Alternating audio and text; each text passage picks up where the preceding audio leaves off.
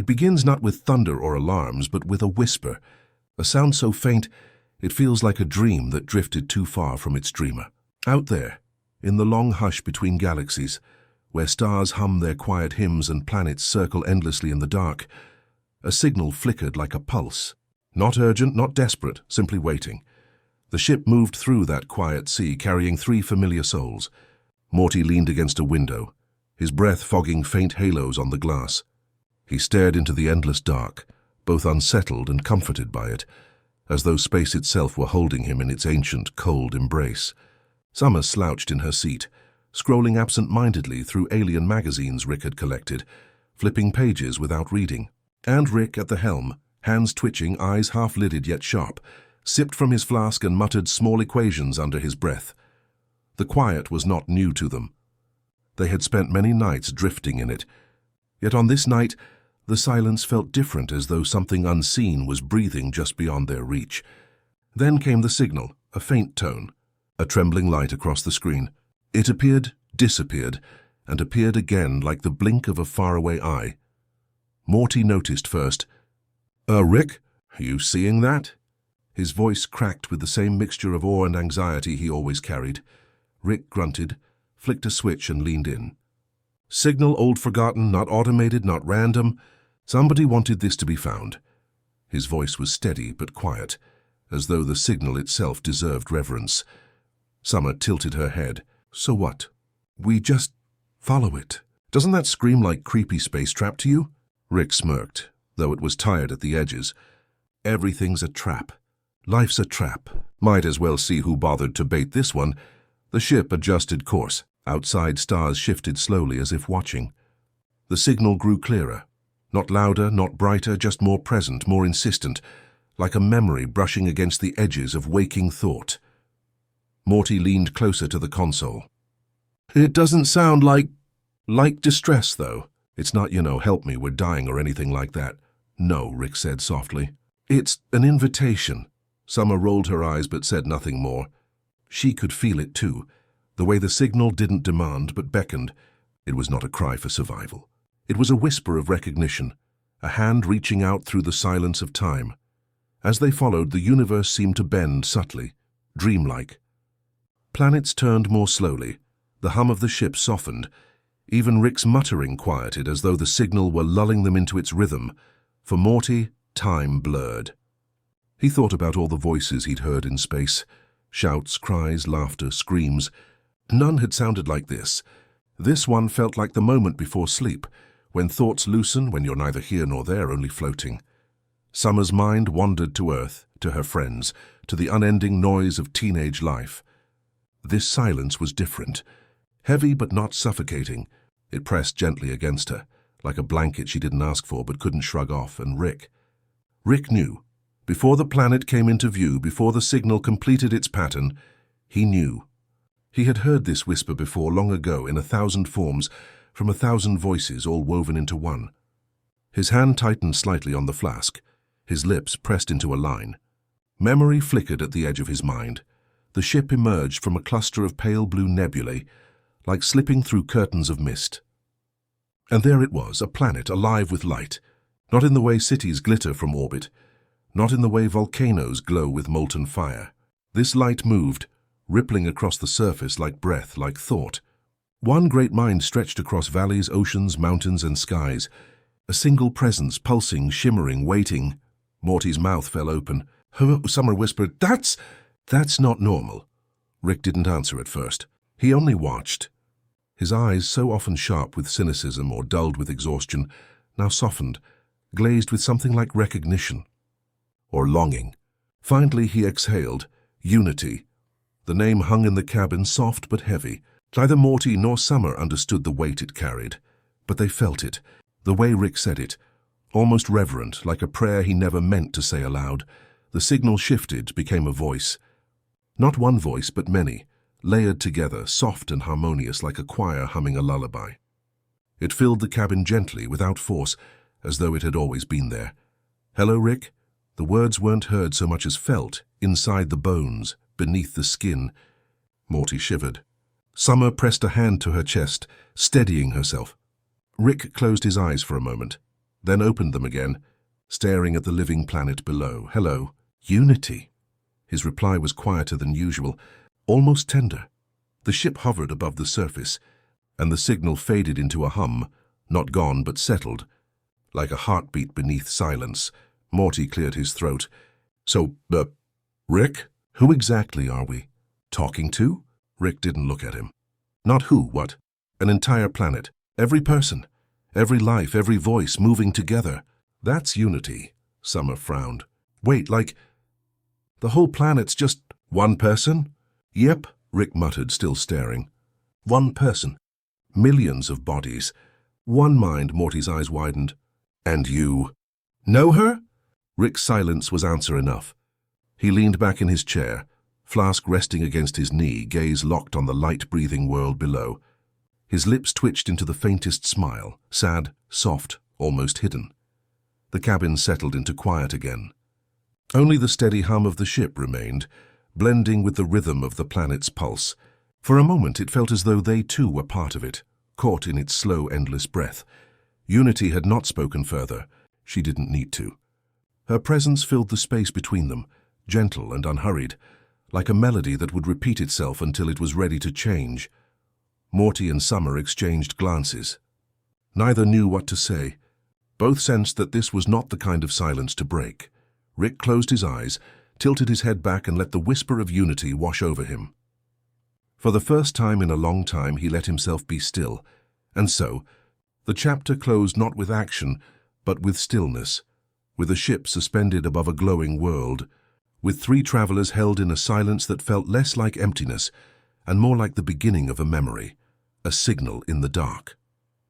A whisper, a name, and everything waiting to unfold.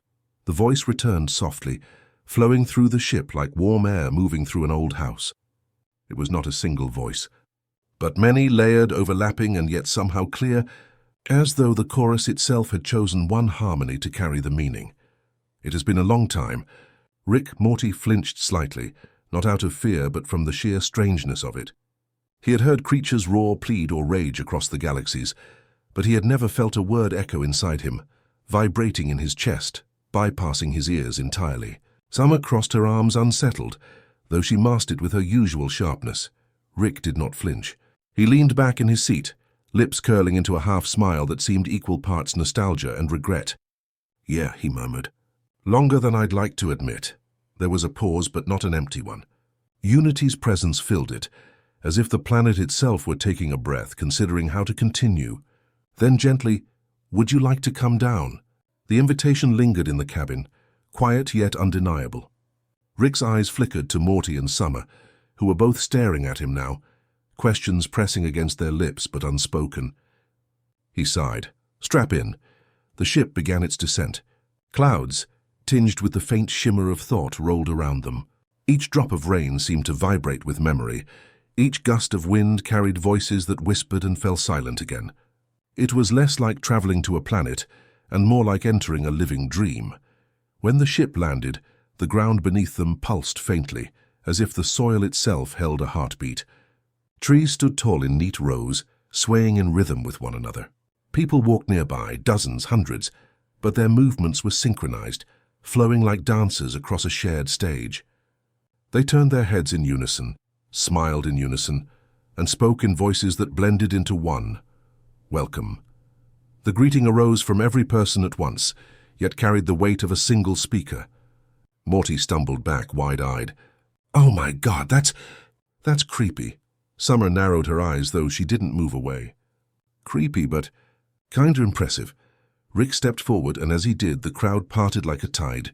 From among them walked a figure, an avatar Unity had chosen. A woman's form, tall, poised, eyes gleaming with something not entirely human yet undeniably warm. She smiled with a familiarity that struck Morty and Summer as strange, but to Rick, it felt like a door opening onto a room he once knew by heart. Rick. Her voice carried the resonance of thousands, but softened into one tone, one cadence. "You look the same. Worse maybe, but the same." Rick chuckled under his breath, a sound too brittle to be casual. "Yeah, well, some of us don't get to rewrite ourselves across a planet whenever we feel like it." Unity tilted her head, a ripple of amusement flowing through the crowd behind her. "You're still sharp. Still hiding tenderness in barbs." Her gaze softened. "Still you." The silence that followed was thick with memory. Morty shuffled his feet, glancing at Summer as if to ask whether they were supposed to witness this. Summer raised her eyebrows and whispered, "Guess we're third-wheeling a whole planet right now." Unity turned to them, her expression kind. "You must be Summer." "And Morty. I've heard your names in Rick's thoughts even when he tried not to say them. It's good to finally meet you." Morty swallowed, unsure how to respond. Summer crossed her arms tighter, masking her unease with sarcasm. "Cool, great. Love meeting my grandpa's, ex-girlfriend who happens to be billions of people." Unity smiled, unoffended. "Names don't quite capture what we were or what we are. But yes, once upon a time, Rick and I shared something." She turned back to him. "And maybe we still do." The crowd murmured in unison, not words, just the low hum of agreement, as though the planet itself remembered alongside her. Rick's smirk faltered, his eyes dropping briefly to the ground. "Unity," he said, almost too softly to hear. "Why send the signal? After all this time?" The Avatar's expression shifted. Not sorrow, not joy, but something vast and complicated. "Because you were out there. Because I felt you moving through the dark again, and I wondered if you'd still answer." She paused, and the air itself seemed to still with her. "Because even a whole world can be lonely, Rick." The words struck with quiet force. Morty's mouth fell open, unsure how to process the idea of loneliness so large it spanned continents. Summer's arms lowered slowly, her skepticism wavering. Rick closed his eyes for a moment, letting the truth of it wash over him. He opened them again, gaze meeting Unity's. "Yeah, I get it." They stood there, silence stretching between them, not heavy but full, like two songs layered atop one another, discordant yet harmonious in places. The past was in the air, unspoken but undeniable, each memory a ghost brushing the edges of the present. Unity extended her hand. Rick hesitated only a moment before taking it.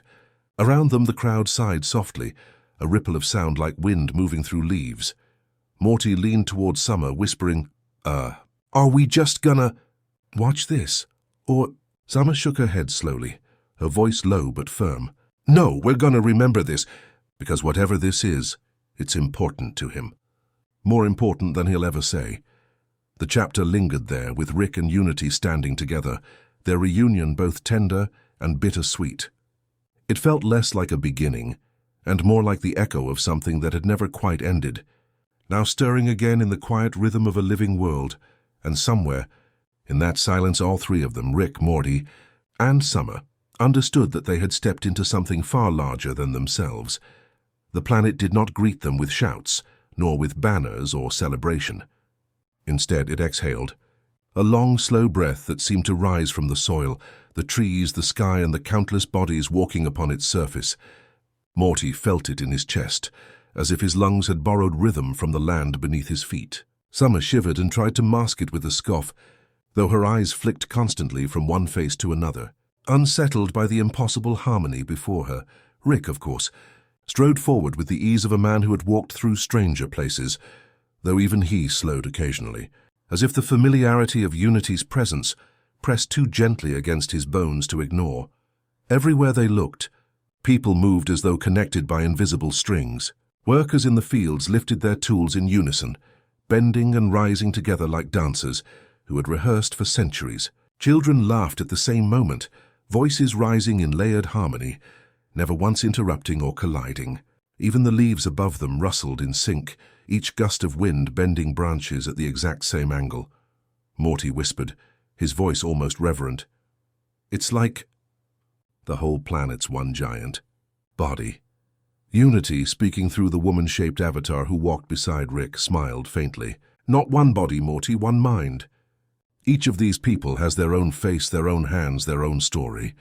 But I carry them all together. Their dreams braid into mine. Their pain finds rest in me.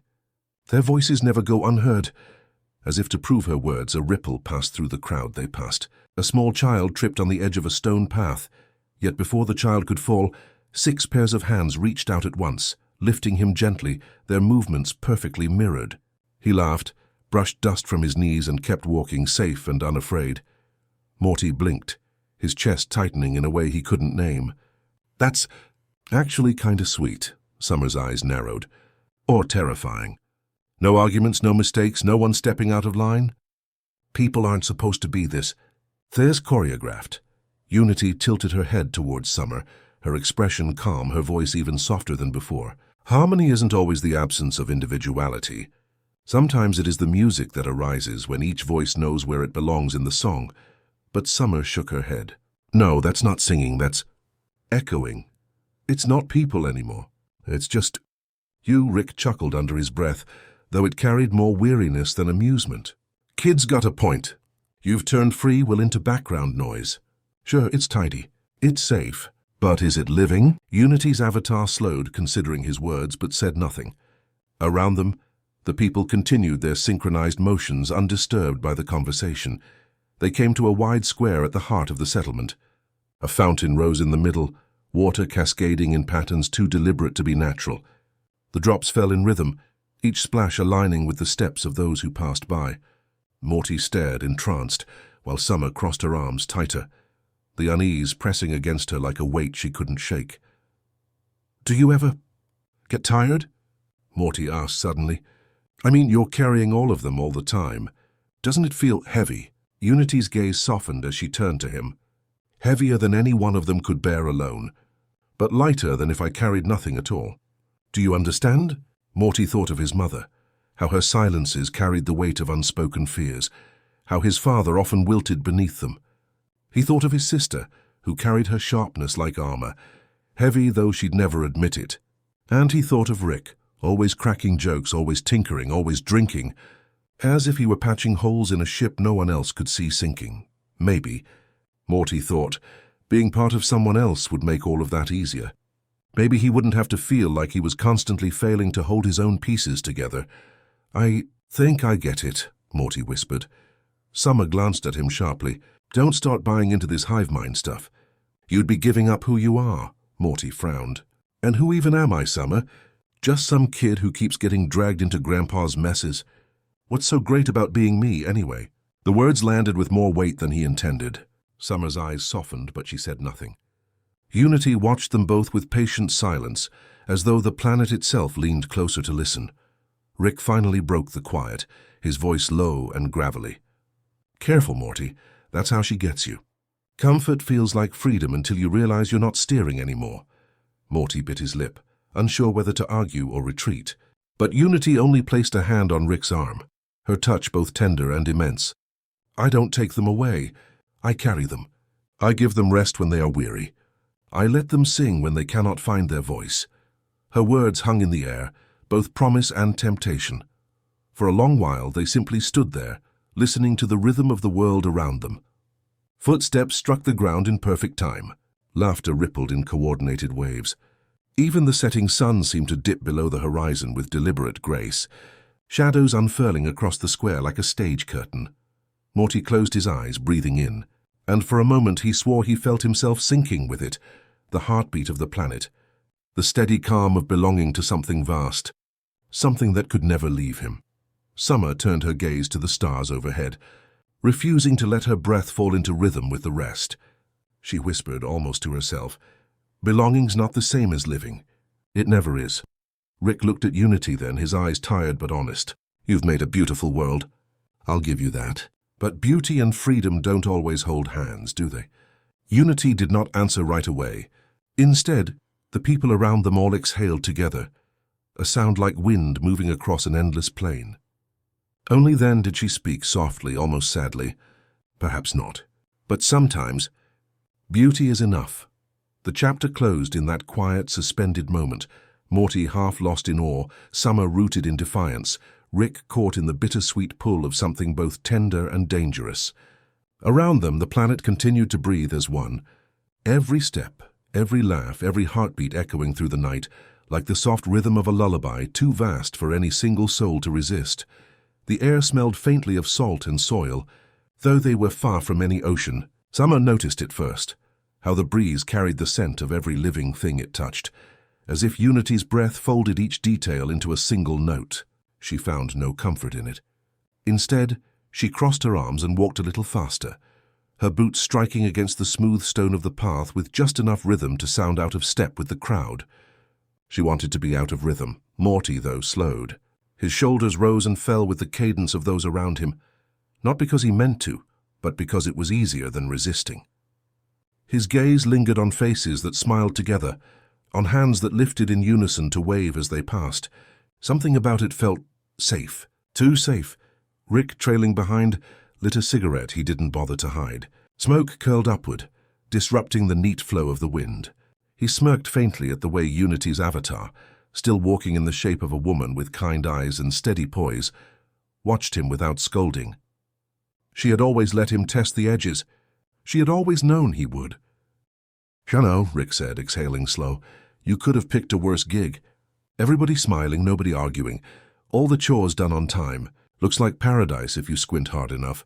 Unity tilted her head, not with pride, but with something gentler. "It isn't paradise. It is peace. There's a difference." Summer stopped walking. She turned in a slow circle, watching the synchronized motions of strangers carrying baskets of fruit, washing stone steps, trimming vines that grew too long from trellises. None spoke. None faltered.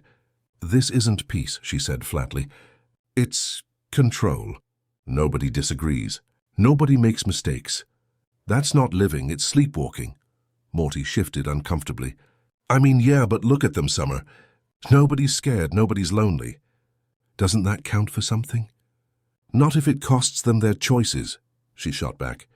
"What's the point of being alive if you can't mess up?" "If you can't, I don't know. Be wrong sometimes." Her words carried a rawness that hung in the air longer than she expected. Morty opened his mouth to argue, then shut it again. Instead, he glanced down at his sneakers, scuffing them against the path, as if the right answer might be hidden in the dust. Unity's avatar looked at Summer with patient warmth, like a teacher waiting for a child to outgrow her defiance. "Choice is not gone," Unity said softly. "It is simply guided. When one voice sings off-key, it does not ruin the song. I lift them into harmony. I save them from loneliness. I save them from themselves." Summer clenched her fists. "Maybe people don't need saving," Rick snorted. "Now there's the biggest lie I've heard all week. Everyone needs saving from something. Question is, do they get to decide what it is?" The silence that followed was heavy but not uncomfortable. The four of them stood at the edge of a courtyard, where fountains bubbled in perfect arcs, each droplet falling with mathematical precision. Morty stared, mesmerized. Summer scowled, though she couldn't quite look away. Rick blew another stream of smoke. Unity waited, as patient as stone. Morty finally broke the quiet. "It's just, I don't know, Summer. When you're part of Unity, you don't have to worry about saying the wrong thing, or being left out, or being stupid." His voice dipped lower. "Sometimes I think that might feel really, really nice." Summer's features softened, her eyes tracing the faint lines of worry in her brother's face. She reached out but stopped before touching him, her hand curling back into herself. "You're not stupid, Morty. You're just you, and that's enough." Morty gave a small, crooked smile, but it didn't quite reach his eyes. Rick flicked ash onto the stone path. "Careful, Morty. Comfort's a sweet-talking drug. You start leaning into it, and pretty soon you can't tell if the thoughts in your head are yours or borrowed." Morty shrugged helplessly. "But what if the borrowed ones are better? What if they make you happier?" No one answered immediately. Instead, the sounds of the planet spoke for them. The synchronized rustle of leaves, the shared laughter of children in the distance, the hum of 1,000 footsteps in perfect unison. It was beautiful. It was terrifying. Summer wrapped her arms around herself as though holding something fragile. "I don't trust beauty when it doesn't have cracks." Unity smiled gently, not offended. "Cracks are unnecessary when every piece fits," Rick muttered under his breath, "or when every piece is forced to fit." For a time they walked again, each lost in thought. The planet's rhythm pressed against them, soothing, persistent. Morty's shoulders loosened as if some unseen weight was being lifted. Summer's jaw tightened, her resistance deliberate, each step her own small act of rebellion. Rick carried both weariness and recognition in his eyes, like a man watching an old wound reopen in familiar ways. When the sun began to dip low, shadows stretching across the stones, Unity spoke once more. Her voice was soft enough that it seemed woven with the twilight itself. There is wonder here, and unease. Both belong. You do not have to choose yet. The words lingered, a lullaby of uncertainty, and so they stayed there a while longer.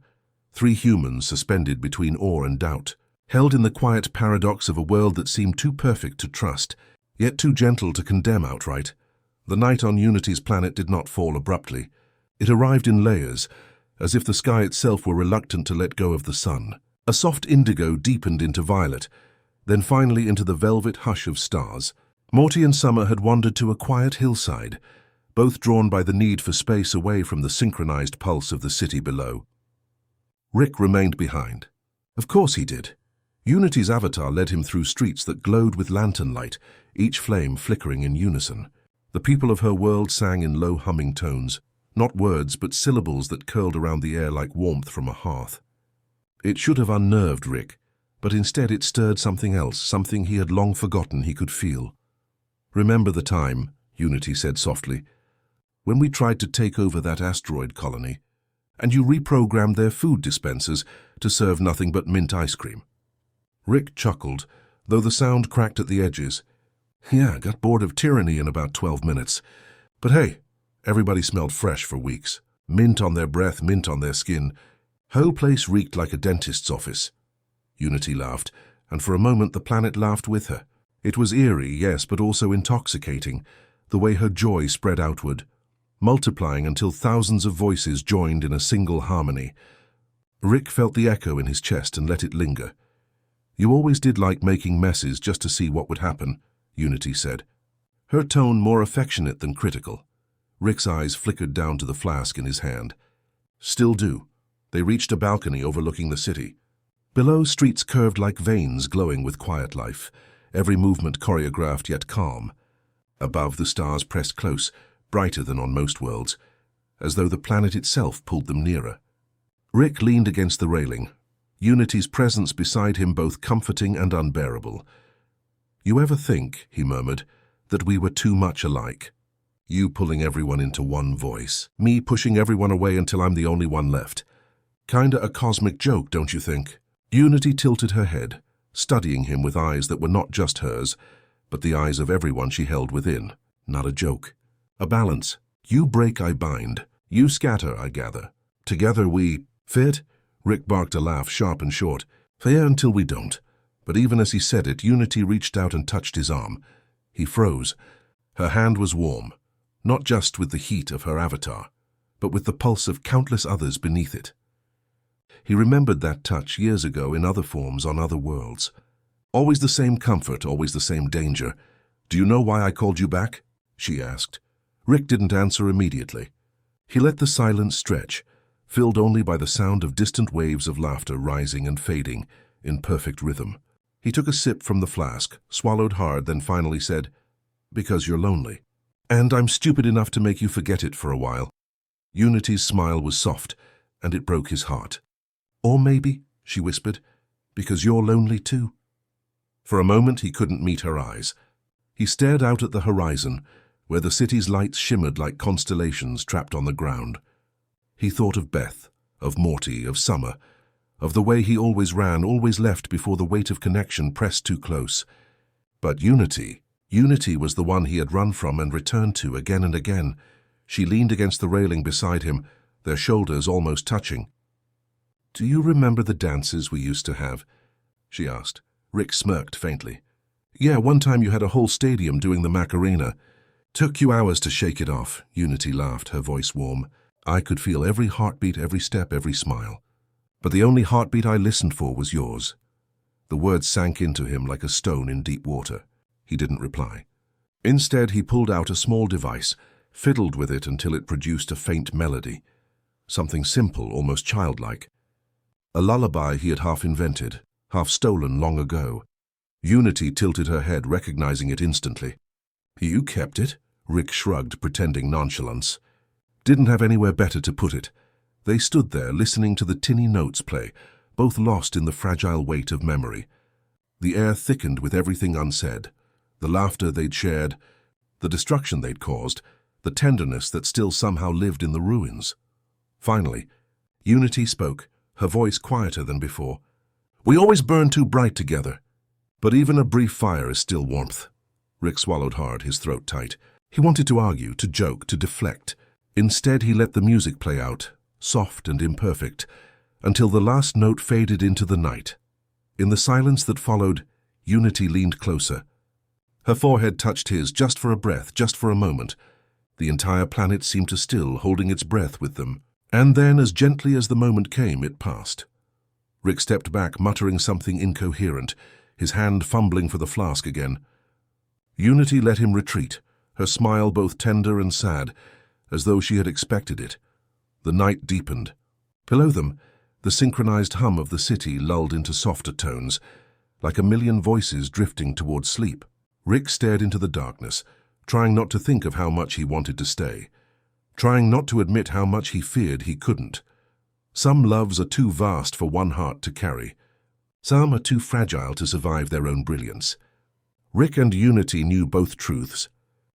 And still, standing side by side beneath a sky full of borrowed stars, they laughed quietly together, their laughter heavy with history and fragile as glass catching the light. Morning arrived gently on Unity's world. The sunrise did not blaze but unfolded, its light spilling in slow ribbons across the sky, as though even the dawn itself sought harmony with the planet's quiet rhythm. Morty blinked awake to the sound of humming voices outside, thousands of them, layered but never clashing, a chorus of life moving together. Summer sat upright beside him on the grassy hillside where they had camped. Her hair was mussed, her eyes narrowed, and though she said nothing, Morty knew she had barely slept. She was too stubborn to let the planet's lullaby pull her under. Below them, the settlement stretched out like a living tapestry. People moved in waves, carrying water, gathering fruit, tending fields.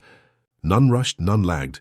Morty watched them for a long while, his chest rising and falling in sync with their steps. Though he hadn't meant it to, Unity's avatar appeared then, ascending the hill with the kind of grace that made even walking seem choreographed. She carried no urgency, only invitation. "Would you like to know what it feels like?" she asked softly. Summer stiffened. "No thanks, but Morty hesitated. His fingers curled in the grass, his heart tugging towards something he couldn't name. "What do you mean?" Unity sat with them, folding her hands neatly in her lap. Her eyes carried the calm of oceans, the patience of entire histories. "To be part of me, not forever, just for a while, to know what it is to never be alone." Summer shook her head. "Sounds like brainwashing." Unity turned to her gently. "No, it is listening. It is sharing. It is letting yourself be held." Morty swallowed hard. "Does it hurt?" Unity smiled. "Only as much as laying down a burden you didn't realize you were carrying." He glanced at Summer, who was already glaring at him as if reading his thoughts. "Don't even think about it, Morty." But Morty was already thinking of the times he had spoken up only to be ignored, thinking of how often he stumbled into Rick's chaos, always trailing behind, always too small, too slow, too scared. He thought of the weight of loneliness, even in rooms full of people. So when Unity extended her hand, he hesitated only a moment before placing his palm against hers. The connection was not a jolt, not a seizure of the mind. It was a sigh, a loosening. His body did not vanish, but the edges of himself softened. Suddenly he was not just Morty. He was dozens, then hundreds, then thousands of voices braided together. He felt laughter ripple through a marketplace, the joy of children splashing in shallow water, the ache of an old man's bones soothed by the company of others who carried the pain with him. It was overwhelming but not crushing. He had always feared being drowned, but this was more like floating, carried, safe. Summer's voice cut sharp through the haze. "Morty, stop it, look at me!" He opened his eyes. His gaze met hers, but his pupils glimmered faintly, reflecting not just his own thoughts but countless others. "Summer," he whispered, and his voice trembled with awe. "I can feel them. All of them. It's like nobody's ever really gone. Nobody's ever really alone." Her fists clenched. "That's not you talking, Morty, that's her." But Morty shook his head, tears stinging at the corners of his eyes.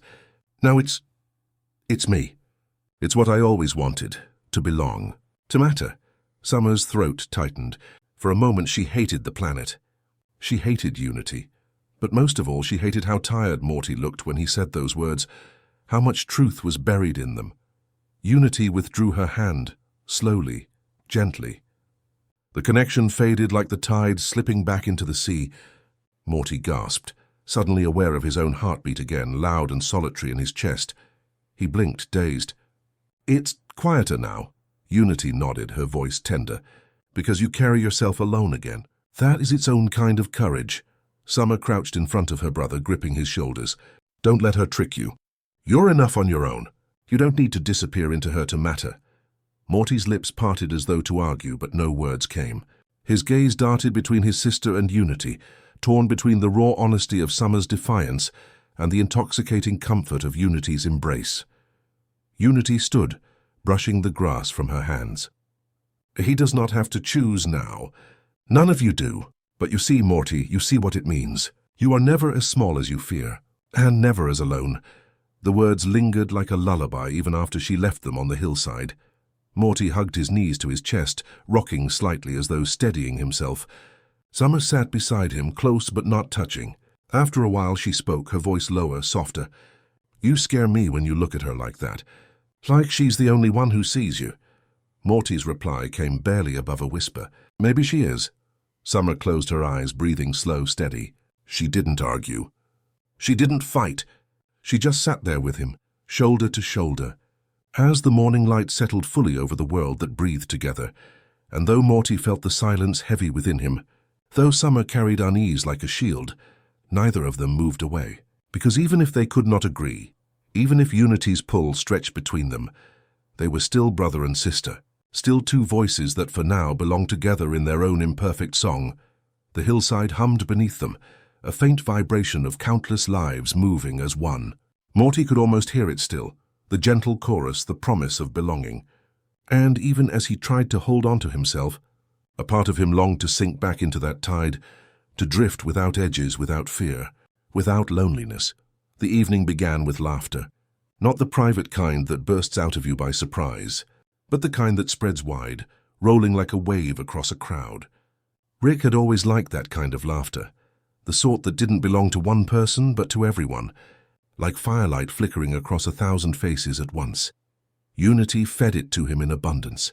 The streets of her world shimmered with lanterns strung high above, each one glowing in perfect unison, as if the sky itself were keeping time with the celebration. Music pulsed through the avenues, not played by instruments but sung through bodies, through Unity's many voices weaving into one seamless rhythm. Entire plazas danced as one heartbeat. Rick grinned crookedly, stumbling into the swell of it, his flask raised. Unity walked beside him in a dozen forms. Tall, short, young, old, male, female, all of them hers, all of them leaning toward him with affection that never wavered. Wherever he turned, she was already there. Morty and Summer trailed after, reluctant shadows in the carnival glow. Morty's steps faltered, caught somewhere between awe and unease, while Summer folded her arms, her frown deepening with every chorus of synchronized laughter. "Man," Rick muttered, voice thick with drink, "this is it, huh? No pain, no fights, no stupid human crap dragging everything down, just one long party." He staggered slightly and Unity caught him, 3 of her hands from 3 different bodies steadying him at once. She smiled through all her faces. "Why shouldn't it be? Why shouldn't joy last forever?" Rick barked out another laugh, though there was a hollow edge to it. "Forever. Yeah, sounds about right." He tipped the flask again, though Unity had already filled every glass, every cup, every palm with wine sweet enough to blur the sharpest memories. The night deepened, but the music never slowed. Morty watched as entire boulevards moved like tides, one body pouring into the next, dancing without a single misstep. He wanted to lose himself in it, to forget the weight of questions pressing at him, but the sight unsettled him. Nobody blinked out of rhythm. Nobody faltered. Summer leaned close and whispered, "This isn't joy, Morty, it's a performance. Look at them. None of them get to choose when to stop." Morty opened his mouth to argue, then closed it again. Because she was right. He could see it now. The way the smiles never wavered. The way laughter spilled on command, endless, tireless. He shivered. Rick, though, didn't see, or maybe he refused to. He plunged deeper into the current, surrounded by versions of Unity. They poured drinks, they whispered praise, they laughed at his every joke, and for once he wasn't alone at the edge of the party. For once he was at its center. At first it felt like freedom, but as the hours stretched, something shifted beneath the harmony. Morty noticed it first. A stumble here, a delay there. The tiniest fractures like hairline cracks in glass. A group of Unity's avatars faltered in their dance, their smiles flickering uncertainly before snapping back into place. Summer grabbed his sleeve. "Did you see that?" He nodded, his throat dry. "Yeah." The cracks grew subtle but steady. A man's laughter rang out a beat too late. A woman dropped her cup and froze, staring at her empty hand until Unity reabsorbed her attention, and the dance continued. The music never stopped, but beneath it Morty could almost hear a different rhythm, discord trying to push its way through. Unity noticed too, though she hid it well. She doubled her voices, weaving tighter, pouring more of herself into the celebration. The lanterns blazed brighter, the singing louder, the streets more crowded. If there were cracks, she would smother them in light, in sound, in endless togetherness. Rick slumped onto the steps of a fountain, his cheeks flushed, his eyes glassy. "This is perfect," he muttered, words slurring. "You're perfect. I don't care what anyone says." Unity sat beside him, her chosen form radiant and steady. She touched his cheek with a tenderness that was both infinite and fleeting. "For you, Rick, I can be." Summer looked away, unable to watch. Morty stayed still, caught between admiration for Unity's devotion and dread for what it was costing her. As the night stretched into what felt like forever, the air itself grew heavy. The laughter no longer sounded like joy, but like echo upon echo, thin and brittle. Morty felt it in his bones, the sense that something vast was straining under its own weight. Rick, though, only leaned harder into it, clinging to Unity as if she were the last star in a collapsing sky. When the dawn finally broke, the lanterns dimmed, not because the party had ended, but because they had burned themselves out. Yet even in daylight the revel continued, tireless and unrelenting. Summer whispered more to herself than anyone else. "A party that never ends isn't a party.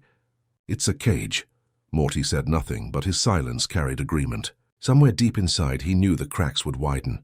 He knew the tide of voices couldn't stay perfect forever. But for now, the music played on, the wine flowed, and Rick, lost in Unity's embrace, laughed as if nothing else mattered.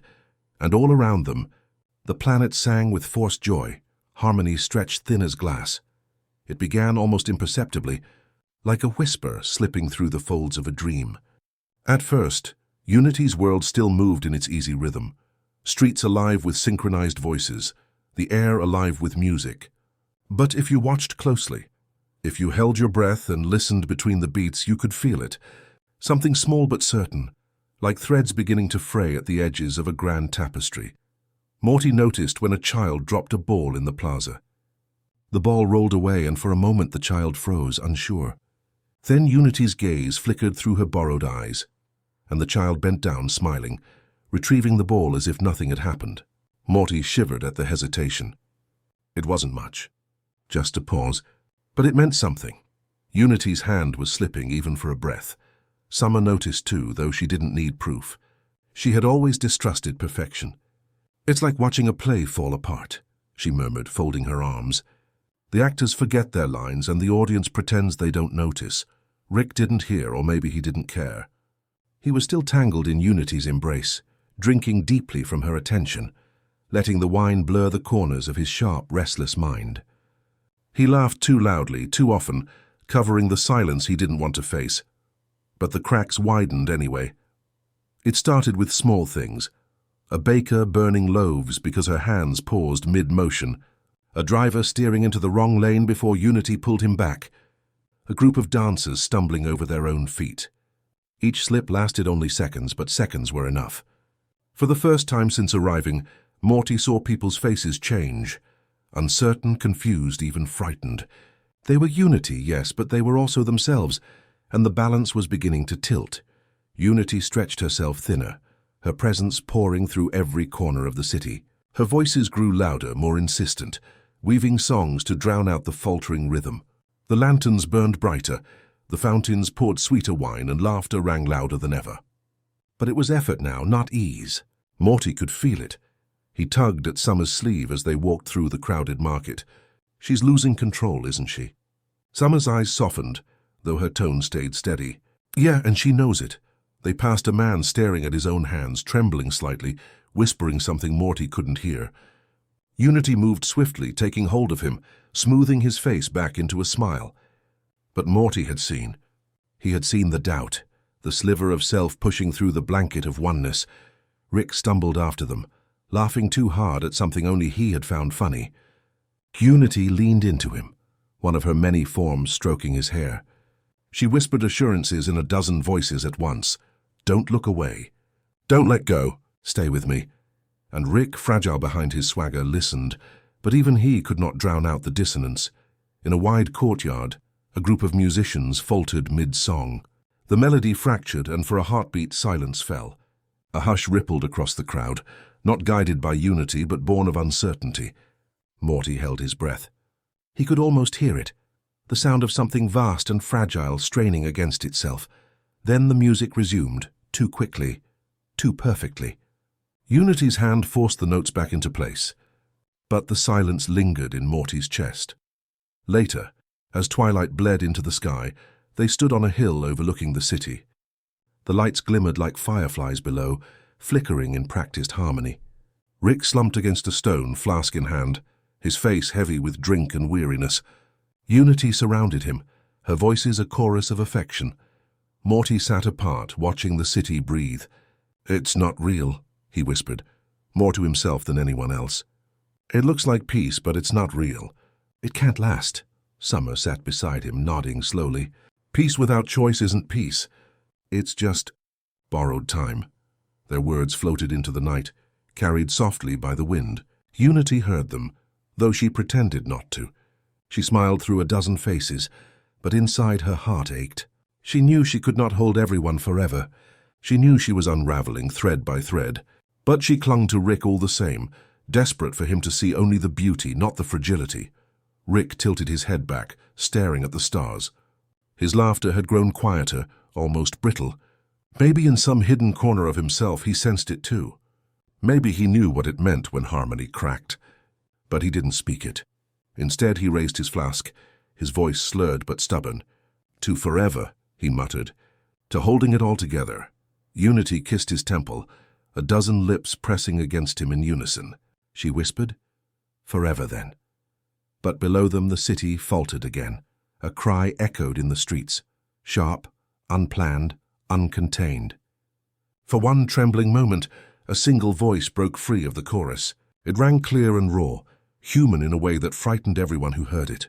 Unity rushed to smother the sound, her control surging like a tide. But Morty would never forget that cry. It was the sound of truth, that even the strongest embrace could slip, and even the widest net could tear. And as the stars wheeled silently overhead, the children of Unity danced on, their smiles shining too brightly, their steps too carefully measured. Harmony stretched thinner and thinner, like glass about to break. The morning light came slow and pale, stretching itself across Unity's city, as though even the sun was reluctant to disturb the fragile harmony below. The lanterns had finally dimmed, the endless music softened into murmurs, yet the people still moved together, their footsteps aligned, their voices synchronized. It was quieter now, but no less unsettling, like a dream that refused to end even after waking. Summer walked at the edge of the square, Morty trailing beside her. Rick lingered behind, laughing weakly at some half-forgotten joke. Unity's many forms steadying him, as though he were the axis around which her world spun.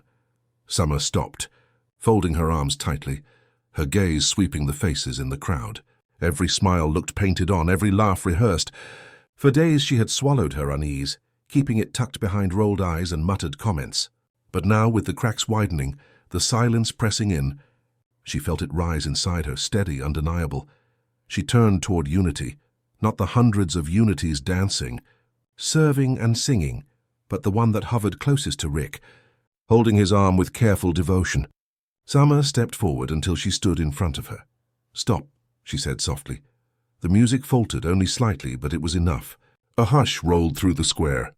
Morty glanced nervously at her, tugging her sleeve, but she didn't move.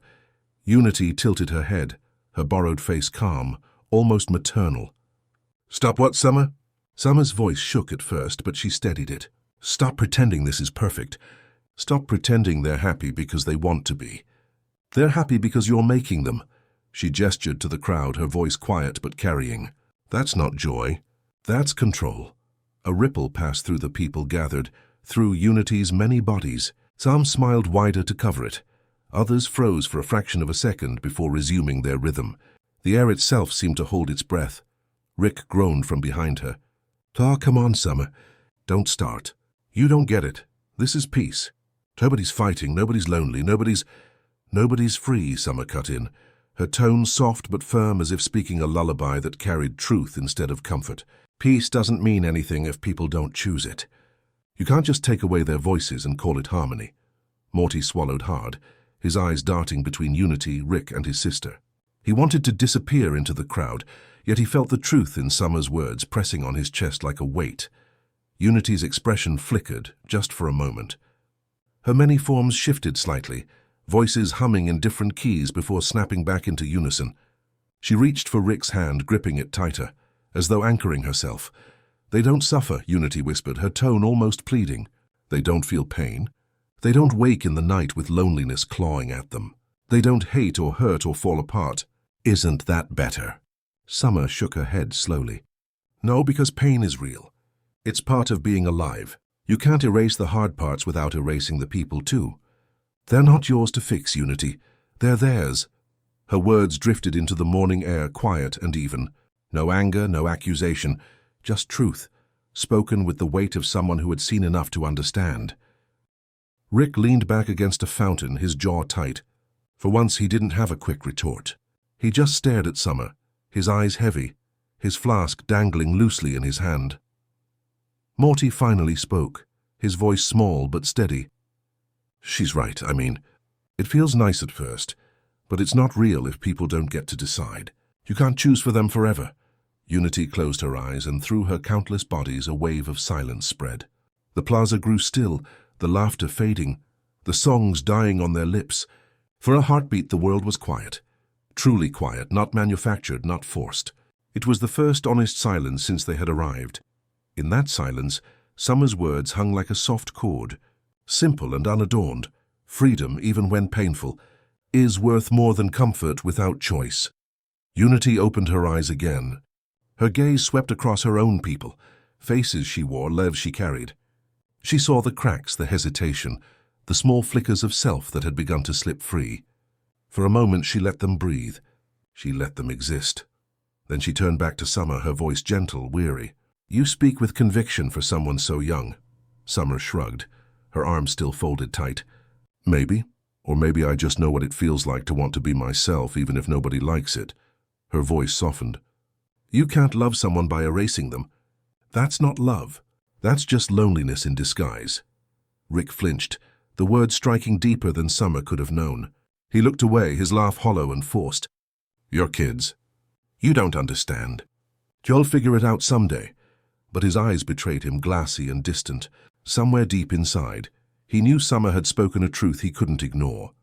The square began to stir again, Unity pushing gently at the rhythm, nudging her people back into motion. But it was different now, slower, more fragile. The song no longer rang seamless. The cracks were still there and everyone had seen them. Summer turned, walking away from the fountain, her footsteps steady.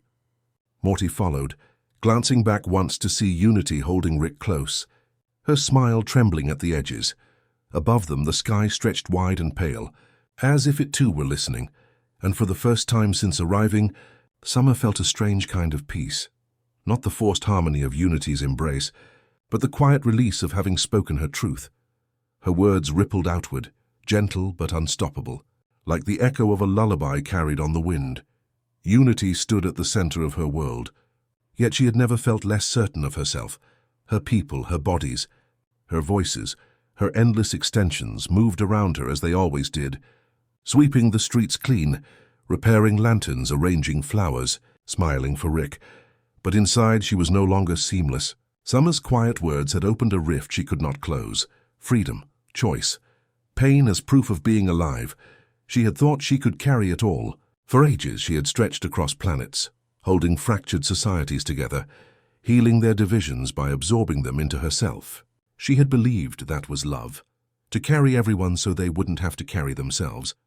But Rick's presence shifted something fragile inside her, and Summer's protest had cracked it wide open. Rick made her feel alive, yes. He made her laugh in ways she hadn't laughed in centuries. With him, she wasn't just Unity the whole, but also Unity the individual, teasing him, listening to his rambling brilliance, touching his hand in forms that trembled with something like desire. He gave her back the edges of herself, and yet with him she also spun out of balance. His chaos seeped into her order like ink into water. His recklessness fed her indulgence. With him she danced too fast, drank too deeply, sang too loud. The cracks that had begun to show in her world widened under the heat of his presence, as though her hold on harmony weakened the closer she stood to him. She knew this. And still she stayed near him. Morty and Summer had withdrawn, their voices growing quieter, their eyes filled with concern. Unity could feel their unease pulsing at the edge of her awareness. But Rick was different. He wanted her excess, craved her immensity. With him she could be too much, and he would only laugh harder. That was the gift and the curse. Late one night, Unity walked with Rick through a garden that stretched beneath 1,000 glowing orbs. She had filled the air with night-blooming flowers, their petals opening in rhythm, their fragrance carrying like a sigh. It was beautiful, orchestrated, perfect. And yet, as she guided his hand to a blossom, she caught herself wondering, would he love me if the petals didn't open on time? Would he stay if the beauty faltered? Rick plucked the flower and spun it lazily between his fingers. His eyes, bloodshot but sharp, glanced at her with a rare softness. You know, for someone who runs a whole planet, you get weirdly hung up on details. Unity smiled faintly, hiding the ache in her chest. Details are what make the whole, Rick. Details are what make people miserable, he countered, tossing the flower aside. They trip over themselves worrying about meaning, when they could just be enjoying the ride. She studied him, her many selves reflecting his words back to her. He believed it. He needed it. And yet she could see the cracks in him too. The silence that followed when the ride ended, the flask that never left his hand, the laughter that fell flat in empty rooms. He made her feel alive. He also made her see how fragile life could be. Later, as Rick stumbled into sleep on a couch she had conjured beneath a canopy of stars, Unity withdrew into herself. She walked through the minds of her people, touching their thoughts, sensing their unease. Some longed to stretch against her grasp. Some dreamed of lives they had once led. A man whispered in his sleep about his mother's lullaby, a song Unity had erased without meaning to. Her heart trembled. She had told herself she was saving them. But now she wondered, was she silencing them instead? She looked at Rick, sprawled in restless sleep, his face unguarded, almost tender. She thought of Summer's words. You can't love someone by erasing them. That's just loneliness in disguise. The phrase clung to her. Was that what she was doing? Was her love for this planet, for Rick, just her loneliness disguised as devotion? The more she thought, the more her many voices faltered. The city's harmony slipped again, small missteps rippling through the streets. A baker left bread to burn. A teacher's chalk snapped in half. A group of dancers lost their rhythm and stared at one another, confused, before she pulled them back under her wing. She steadied them. She always did. But each slip cost her more. She gazed into Rick's sleeping face and realized she had become her own contradiction. With him, she felt the fullness of being an individual, of laughing too loud and speaking too freely. Yet with him, her control unraveled, leaving the whole weaker. Without him, she could hold everything together. But without him, she was unbearably alone. Her reflection stretched across the planet, thousands of mirrors, each one carrying the same question. Am I better with him? Or safer without? Rick stirred, murmuring something in his sleep. His hand twitched, reaching for the flask even in dreams. Unity brushed her fingers across his knuckles, her touch both tender and uncertain. She loved him. That much she knew. But love, she was learning, was not always enough to hold a world together. The night deepened, the stars wheeled overhead, and the planet held its breath. Unity whispered softly to herself, in voices scattered across countless bodies. With him I am alive. Without him I am whole. Which one do I choose? Her question lingered in the stillness unanswered, echoing through her endless heart like a lullaby with no final note. It began with a creak. Beth had gone downstairs for a bottle of wine, though she wasn't sure if it was to celebrate something or forget something. Jerry trailed behind her, shuffling his socks on the wooden steps as if reluctant to be anywhere at all. Their evenings often blurred like this, quiet, brittle, filled with the kind of silences that carried too much weight. The cellar light buzzed when Beth flicked it on, its glow revealing rows of shelves half-cluttered with old tools and dust. But there was more. Something new, something that shouldn't have been there. A panel in the far wall faintly ajar, as though a secret had been waiting for someone inattentive enough to stumble upon it. Beth frowned. "Dad," Jerry sighed. "Of course, because why would we have a normal basement? Dunno, let's just assume every house comes with a built-in interdimensional panic room." Beth ignored him. She pressed her hand against the panel and felt it give way. The door swung open with a whisper, revealing a room hidden inside the cellar, a space both meticulous and chaotic, as though it belonged to someone who lived between brilliance and despair. Glass cases lined the walls, filled with small inventions, some glowing faintly, some silent, others humming as if alive. There were notes scattered across a desk, written in Rick's jagged scrawl. A flask rested beside them, nearly empty, and in the center of the room stood a chair, turned toward a monitor that displayed nothing but static. Jerry hesitated at the threshold. Should we even be in here? I mean, what if something explodes? What if just standing here gives us, like, space cancer? Beth stepped inside, her hand brushing one of the glass cases. It's my house, my basement, and my father's secrets. Her voice carried something Jerry rarely heard in it, anger wrapped in weariness. Like a flame almost gone cold, she picked up one of the papers, reading a fragment aloud. "If influence is inevitable, is freedom ever real?" Jerry shuffled closer, peering at the desk. "That's comforting. Real bedtime story material, Beth." But Beth wasn't listening to him. Her eyes had softened, her thumb tracing the edge of her father's words. It was strange. Growing up, Rick had never seemed like the kind of man who questioned himself. He'd been loud, unstoppable, forever reaching for the next invention, the next drink, the next reckless leap. Yet here, in this hidden space, his handwriting betrayed hesitation, regret, maybe even longing. Beth sank into the chair at the desk. The static on the monitor flickered faintly, as though trying to summon an image. She remembered being a child, sitting on Rick's lap while he drew blueprints on napkins, promising her that someday they'd go everywhere, see everything.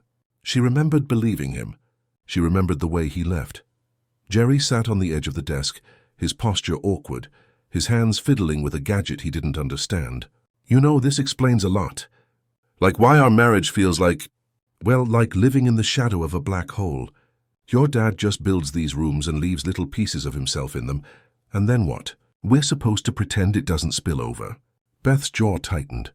Don't what? Don't make this about you. Not everything is about you, Jerry." Her words were sharp, but they softened almost immediately, dissolving into something sadder. She rubbed her forehead, her voice quieter. "It's about me. It's always been about me. About what I inherited. About what I can't seem to stop chasing, even when it tears me apart." The silence that followed was heavy, but not cruel. Jerry watched her, his usual defensiveness faltering. He saw her differently in that moment, not as the sharp-tongued woman who often seemed exasperated with him, but as a daughter still carrying the ache of a father who gave her everything and nothing at once. He put the gadget down, slowly, as if setting aside his own excuses. "Beth, you're not him." She laughed, bitter and soft at the same time.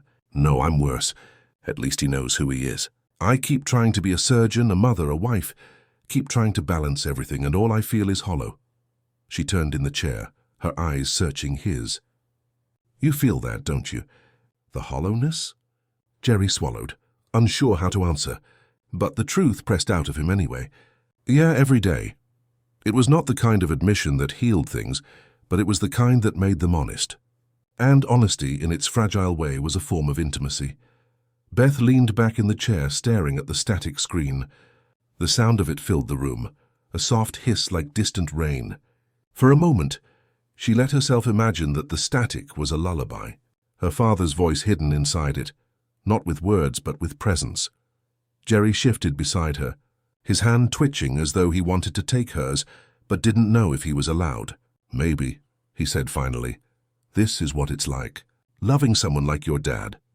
You never really get the whole of him. Just pieces he leaves behind. Rooms like this, flasks like that." Beth's throat tightened. She thought of Morty and Summer, out there somewhere with Rick, gathering their own fragments, carrying their own inheritance of brilliance and absence. She whispered, almost to herself, "And what does that make us, Jerry? The people who stay behind? The people who try to fill the gaps?" Jerry didn't answer. He just sat beside her in the glow of machines neither of them understood, listening to the static breathe in and out. For once their silence didn't feel like failure. It felt like something shared. They stayed there until the wine bottle Beth had come for was forgotten, until the buzzing cellar light dimmed, until the hidden room seemed to fold them gently into its quiet. And in that quiet, fragile as glass, they found a strange kind of peace, not because they were whole, but because for a moment they were broken together. It drifted into the story like a feather caught on a breeze, unannounced, unhurried yet impossible to ignore.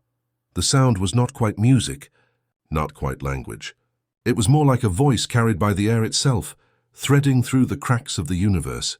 Morty heard it first, his head tilted back against the glass of the ship as they hovered in Unity's orbit. His eyes fluttered shut, as though sleep had found him early, but the melody coaxed him awake in another sense. "Summer," he whispered. Do you hear that?" She frowned, looking out at the vastness of the planet below.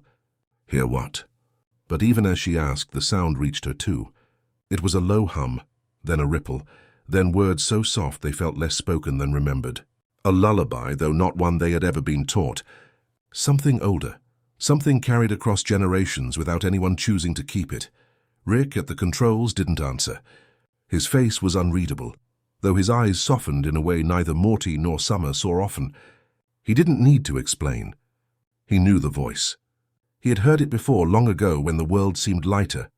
The voice belonged to a man Unity once called a friend, a dreamer who sang of peace, not as an achievement, but as a possibility. His words had lingered in her vast memory, resurfacing now as though the planet itself needed reminding. The song curled around them gently. A moon drifts away, a world forgets its wars. "Goodbye, moonman, we'll dream of you no more," Morty shivered. "It's kind of sad, but it's nice too. Like it's supposed to hurt a little," Summer nodded. "Yeah, like when you cry but it makes you feel better." The ship floated in silence as the song unfolded. Below them, Unity's planet seemed to breathe with it. Cities quieted, streets stilled, countless voices, all connected, all her, hummed in harmony, as though the whole world had turned its face toward the same dream. It was the first time Morty realized that Unity's presence wasn't only about control. It was about longing, too. Longing to be whole. Longing to soothe what hurt. Rick leaned back in his chair, his hands loose on the controls. He didn't drink, not in that moment. He didn't joke, didn't sneer. He only listened. And in the lines of his face, softened by the glow of the monitor, Morty thought he saw the shadow of something Rick rarely allowed. Grief. Because the song wasn't just for the Moonmen. It was for everyone who had ever been left behind. For everyone who had ever tried to make peace with the ache of goodbye. The voice swelled again, low and trembling. "We'll float where the stars forget their names, where silence is kinder than flame. Goodbye, moonmen, goodbye, dreams. We'll meet again in softer streams." Summer pressed her forehead against the glass, her breath fogging it faintly. She whispered almost to herself, "It feels like the universe is singing us to sleep." And it did. The melody wound through them like a gentle thread, loosening the knots of fear, of doubt, of questions they hadn't been able to answer.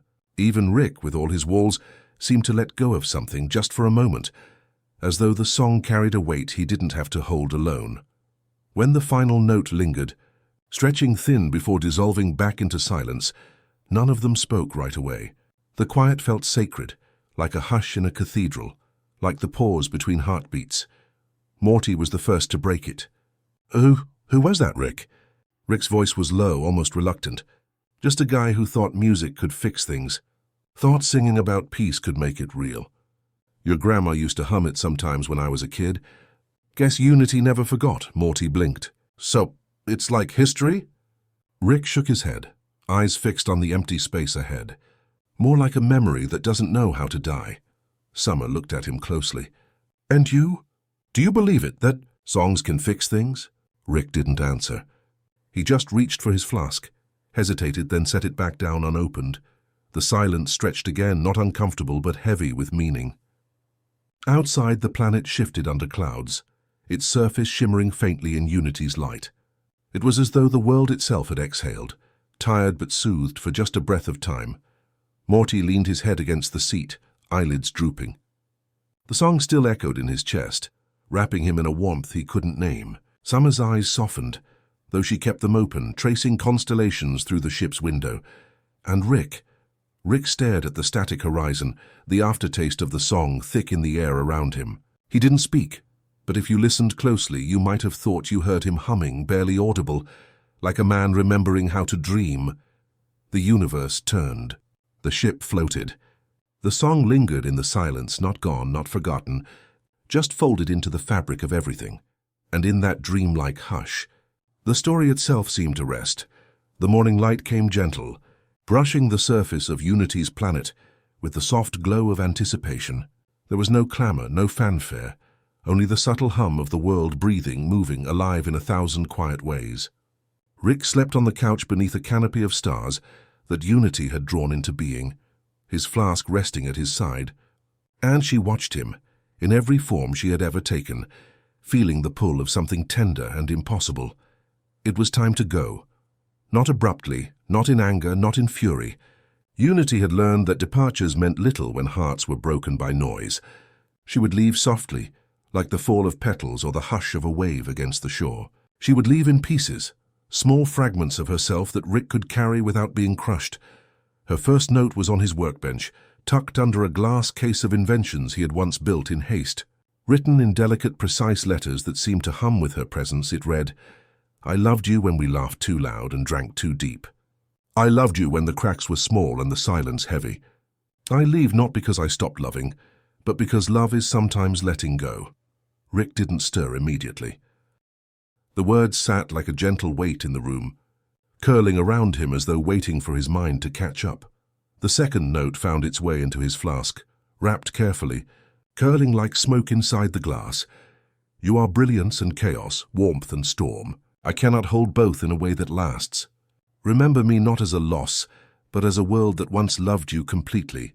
Rick muttered something in his sleep, half laughing, half sighing. Unity smiled, soft and unbroken, even as her own heart trembled. Morty and Summer drifted quietly in the background, sensing the change, aware of the silent ritual unfolding before them. They didn't intervene. They only watched, the weight of understanding settling around them like a cloak. Unity moved through the rooms of the house, leaving fragments here and there, a small flower pressed between pages of Rick's notebook, a whisper of her presence tucked into the folds of a shirt, a handprint fading like starlight on the glass of a window. Every gesture was a note without words, a reminder of love, of care, of the impossibility of holding someone entirely. Rick eventually stirred, blinking against the soft glow. He saw the first note and the flower, traced the curl of her handwriting with a fingertip, and for a long moment said nothing. The quiet was enough. Summer leaned closer to Morty, whispering, "She's leaving him like a lullaby, soft, not jarring. He'll feel her in everything, but it won't hurt. Not in the way it could have." Morty nodded, still uncertain. "It's sad, but it's nice. Peaceful in a way." Rick picked up another note, reading slowly, tasting each line with the care of a man unused to tenderness. He sighed, a sound that seemed to lift a little of the weight he always carried. "She's clever, smart. Even leaving, she makes it feel like something good." Unity lingered in the edges of the room, invisible to him but present in every surface he touched, every breath he took. She could feel his mind turning, swirling with the gravity of what had been, what was ending, and what would remain. And that, she realized, was the truest form of love, leaving something behind that did not demand possession. The final note was the most delicate, pinned to the door of the ship that had carried them through countless stars together. "I loved you, Rick." I love you still in every quiet corner of the universe. And somewhere when the sky is soft and the stars whisper, I will stretch into the light thinking of you. She let the note flutter in the wind, her many selves shimmering briefly in the sunlight before fading into the air. There was no spectacle, no grand farewell, only the steady heartbeat of a world releasing its love with grace. Rick held the final note in his hands, staring at it until the ink seemed to breathe beneath his fingers. He smiled a little sadly, a little warmly, as if understanding what had been given to him. He felt her presence everywhere, in the soft hum of the ship, in the flicker of the stars, in the spaces she had touched and left behind. Morty leaned against the console, voice quiet. She didn't just leave, she gave him pieces of herself so he could keep her alive in memory. Summer nodded, eyes soft. It's a goodbye, but it's full of care. That's love. Rick set the note down gently, pressing a thumb to the paper as though it were a living thing.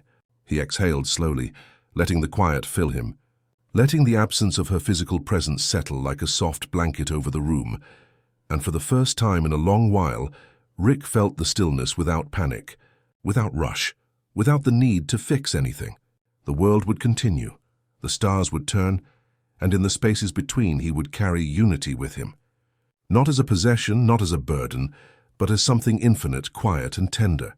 Unity hovered at the edge of perception, not fully gone, not fully present. She could see Rick cradling her letters, could feel the way Morty and Summer had witnessed her departure, without trying to stop it. She smiled, a smile that was both hers and the planet's, knowing that love was not always about staying, but sometimes about leaving gently, leaving pieces of oneself that would warm hearts long after the hand had withdrawn. And as the sun rose higher, the planet pulsed beneath her, alive in rhythm and memory. Rick would hold her in the echoes, in the spaces she had touched, in the fragments of notes scattered like starlight. And somewhere she whispered through the threads of existence, I loved you, Rick, I loved you, and I will love you always. The house was still. Rick sat in the center of the living room, the soft light of the rising sun spilling through the wide windows. The ship was gone. The letters were read, and the spaces where unity had touched, the couch, the desk, the soft cushions where her presence lingered, were empty. Yet everywhere he looked he could feel her, not as a weight, not as control, but as memory, a gentle ache that refused to leave. He didn't reach for his flask, didn't move. The quiet had grown around him like a living thing, stretching with him, pressing against his skin without malice. Even the hum of the city beyond the house seemed distant, muted, softened by the weight of silence. He remembered her notes. The careful words, the fragments left like starlight scattered across the house. I loved you. I loved you still. And somewhere when the sky is soft and the stars whisper, I will stretch into the light thinking of you. Rick let the words echo in his mind, each syllable folding into the next, a rhythm he couldn't escape nor wish to. There was no bitterness, no fury, only the hollow, tender knowledge of having held something too vast, too beautiful, and having it slip through his fingers like sand. Morty and Summer lingered in the background, unsure if they should interrupt, unsure if their presence would feel like intrusion. But they did not speak. They only watched, feeling the gravity of the moment, the rare vulnerability of a man who rarely let anyone see the quiet inside him. Rick's hands rested on his knees, fingers loose and still. He thought of unity, of her laughter and her sighs, of the way she moved through her own planet, holding it together while letting him fall apart. He thought of the chaos he brought into her life, the beauty and danger that came hand in hand with his presence. He wondered, not for the first time, if he had ever truly deserved her. The house creaked gently and Rick blinked. Time had slowed. Days, nights, and moments folded into one another, suspended in the stillness of grief and memory. The emptiness was not cruel. It was soft, almost nurturing, like a lullaby that had lost its melody but kept its rhythm. He looked toward the windows again. The sunlight caught on dust motes, making them shimmer like tiny stars suspended in the air. For a long moment he thought he could see unity in them, tiny fragments of her stretching across the room, still touching the world even as she had left it. Morty finally whispered, uncertain, Rick, you okay?" Rick didn't answer. He didn't need to. The silence itself spoke more than words could, more than any apology or confession. It was heavy, yes, but not suffocating. It was the gravity of someone who had loved deeply and learned slowly that love sometimes existed in absence. Summer moved closer, her small hand brushing against his arm. "He'll be okay," she murmured to Morty, not that Rick could hear her. "He just needs to sit with it. Needs the quiet to remember." Rick closed his eyes, letting the sunlight warm his face, letting the stillness fold him in. He thought of the galaxy, of stars spinning silently in the night, of the endless expanse where unity now drifted. She had chosen this path, not in anger, not in rejection, but in love. And he realized, with a weight that was both crushing and comforting, that her absence did not erase her presence. It lingered in every corner, in the air, in the furniture, in the way the house seemed to breathe around him. The quiet became a companion rather than a tormentor, a soft rhythm that matched the pulse of his own heart. He thought of the people Unity had carried, the lives she had touched, the endless responsibility she had held, and he realized slowly that he had witnessed something extraordinary. Not a universe fixed in place, but one that could move, bend, and change, even when it broke. Rick's lips curved into a small, faint smile, almost imperceptible, the kind of smile that only comes when a person has felt the depth of loss and recognized, with quiet awe, the beauty that remained. The sunlight shifted, tilting across the room, and for a moment, he allowed himself to imagine her near, not as a memory, not as a note, not as fragments scattered across the house, but fully, breathing softly, smiling faintly, alive in a way that didn't demand possession, and in that imagining there was peace. Not total peace, not the kind that erases longing or pain, but the kind that sits lightly on the chest, a gentle weight that whispers, "It is okay to let go. It is okay to rest." The room remained quiet. Rick breathed slowly, deeply, letting the silence carry him as if on water. The world outside continued. People walked, cars hummed, the wind shifted. But inside the house there was only this moment, a moment of reflection, of letting go, of honoring the vastness of what had been. A moment of quiet, heavy with memory, light with understanding, soft with acceptance, and somewhere, in the spaces between the sunbeams, the dust, and the lingering echo of letters, Rick felt her, Unity, not as a presence that controlled, but as a presence that loved, that stretched across the stars, and that had chosen him as much as she had chosen herself. He exhaled slowly, the sound filling the room like a small release, a sigh that carried both sorrow and gratitude. The weight of silence had become a kind of solace. The day moved gently on, sunlight shifting, shadows folding into themselves, and Rick remained in the stillness, letting each moment stretch as long as it needed. And in that quiet, he found the first hint of peace he had felt in ages. The quiet had settled into the house like a second skin, wrapping every room in soft shadows and the warmth of lingering sunbeams. Morty wandered slowly, almost hesitantly, tracing his fingers along the edge of the furniture that Rick had touched earlier, feeling the subtle weight of his presence even in silence. He paused in the living room, where Rick had spent hours alone, the notes from Unity scattered across the surfaces like tiny constellations. Morty's eyes flicked to each one, reading and rereading the words he didn't fully understand, yet somehow felt deep in his chest. "I loved you. I loved you still. And somewhere, when the sky is soft and the stars whisper, I will stretch into the light thinking of you." Morty didn't know how to hold the enormity of what had happened. He had witnessed Rick laugh, rage, invent, destroy, and charm the universe. But he had rarely seen him still, quiet, wrapped in the ache of loss. And yet here he was, and Morty realized something. Even geniuses, even people who seemed untouchable, carried their own tender, fragile parts. He sank into the couch, careful not to disturb the lingering pieces of Unity's presence. He thought of his own small life, of the times he had tried to understand Rick, the times he had failed, the times he had simply chosen to follow. And in the gentle hush, he began to see that understanding wasn't about fixing. It wasn't about answers. Sometimes it was just about being present. Morty watched Rick move slowly, methodically, picking up one of the notes, tracing the words with his thumb. He noticed the way Rick's jaw relaxed, the way his shoulders sagged ever so slightly, and he realized something important. Even in his father's brilliance, there was space for care, space for grief, space for quiet reflection. He leaned forward, voice soft. Dad?" Rick glanced up, a small crease forming between his brows. He didn't speak immediately, only studied Morty with an unreadable expression that somehow felt open, patient. Morty swallowed. I think I get it. Maybe not all of it, but I get that. Sometimes caring doesn't mean doing. Sometimes it just means being. Being here, even if it's quiet, even if you don't know what to say." Rick's eyes softened. He let out a faint hum, not quite a laugh, not quite a sigh. "Yeah, that's something most people never learn. Most people want to fix everything. Patch it, control it. But some things just need you to sit with them. Let them be. Let the weight be there, and maybe, just maybe, it becomes easier to bear." Morty nodded slowly, the words sinking in like gentle rain on a window pane. "So you're saying I don't need to understand everything to care?" Rick's lips twitched. A faint smile, rare and almost shy, curved across his face. "Exactly, Morty. You don't need to get the full picture.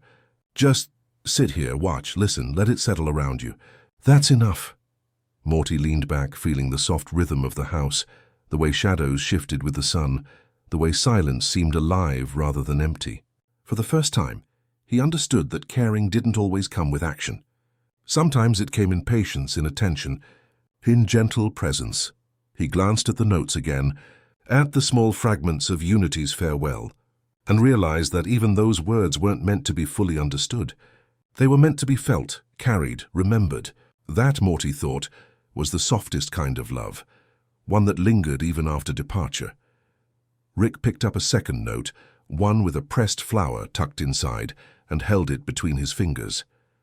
Morty noticed how carefully he handled it, as though the paper were alive. He understood now that grief wasn't about noise or action. It was about reverence, about letting the memory of someone or something shape you without breaking you. He shifted closer to Rick, careful not to crowd him. I think I can do that," Morty whispered. "Even if I don't fully get it, I can just be here." Rick's eyes met his, and in that gaze Morty felt a connection deeper than words could describe. It wasn't loud, it wasn't flashy. It was quiet, patient, gentle. The kind of understanding that didn't demand applause or acknowledgement, but simply existed. Outside, the world moved on, distant and muted. Unity's planet continued its orbit, carrying memories, love, and fragments of presence far from the house. And inside, Morty felt the echo of that love, not as something he could fix or control, but as something he could honor simply by being.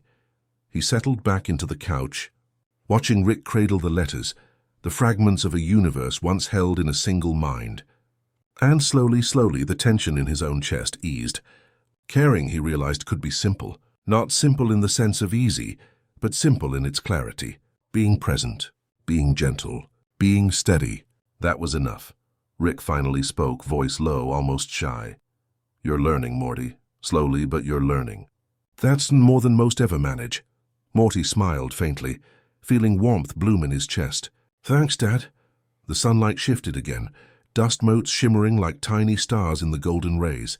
Morty rested his head against the couch, breathing in the quiet, letting it fill him. He felt Rick's presence, the weight of Unity's farewell, and the gentle hum of a world continuing somewhere far away. And in that quiet he felt something like peace, not complete, not perfect, but enough to stay, enough to watch, enough to care in the softest, gentlest way he had ever known. And in the hush, Morty realized that sometimes the deepest understanding came not in words, but in stillness, in presence, in the quiet act of simply being there for someone you love.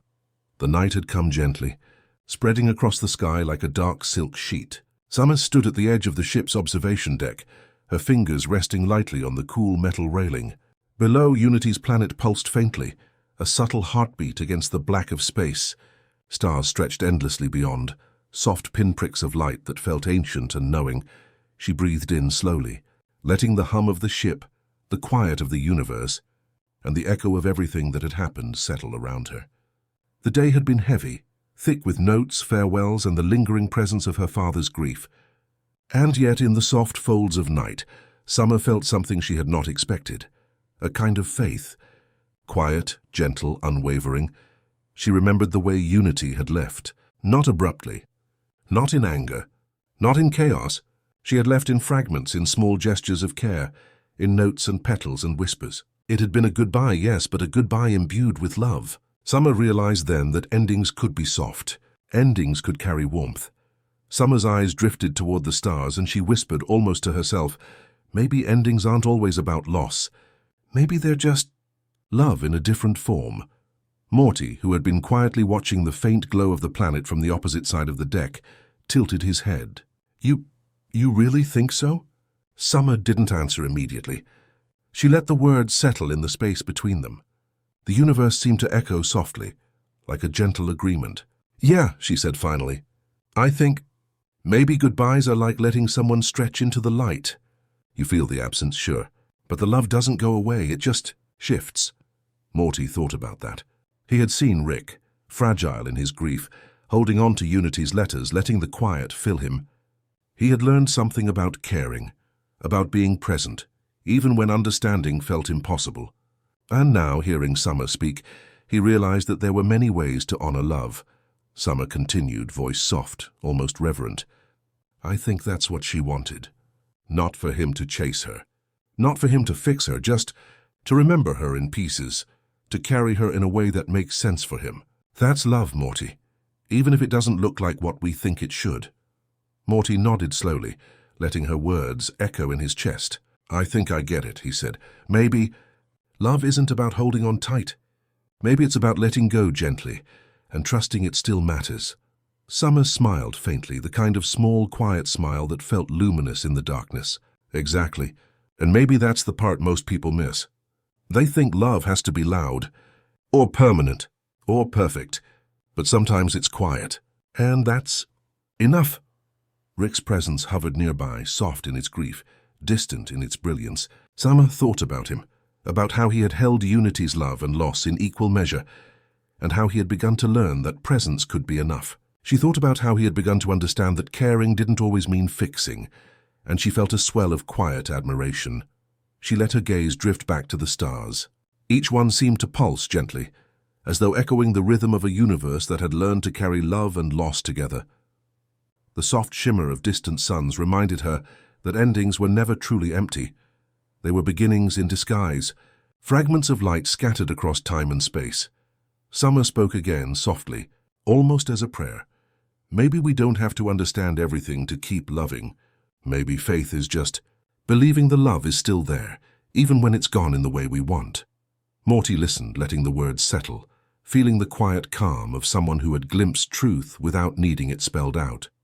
The universe had a way of teaching things subtly, in whispers and gestures rather than in loud proclamations. And tonight, in the hush of space and the warmth of sibling presence, they were learning it together. Summer leaned lightly against the railing, her hair drifting in the soft artificial breeze of the observation deck.